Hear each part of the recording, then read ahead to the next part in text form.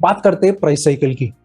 तो आपने ये मूविंग एवरेजेस लगा दिए चार्ट्स पे, 10 EMA वीकली और 20 EMA ऑन वीकली, एंड आप कोई भी स्टॉक अगर देखेंगे तो आपको वो स्टॉक कुछ इस तरीके से मूव होता हुआ दिखेगा।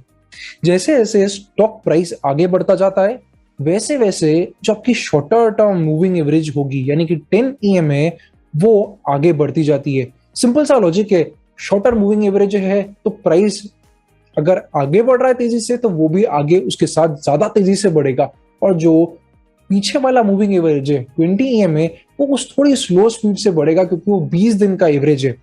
इसलिए ये रेड लाइन धीरे से ऐसे ऊपर जाती है, और फिर यहाँ पे एक पर्टिकुलर पॉइंट पे जब ये वापस से क्रॉस बैक करती है, जब ये 10 EMA वापस से नीचे आती है, तो वो एक प्राइस साइकिल कंप्लीट होता है। देखिए काफी सारे लोग अभी ये भी सोच सकते हैं कि मैं यहाँ पे क्या बोल रहा हूँ। मैं आपको ये नहीं बोल रहा हूँ कि आपको इस प्राइस साइकिल पे एंटर होना है और इधर एग्जिट होना है। ऑब्जेक्टिव ये है कि अभी आपको ये समझ में आए कि साइकिल फ्लो कैसे करती है। ये कंसेप्चुअल लेवल की क्लैरिटी है।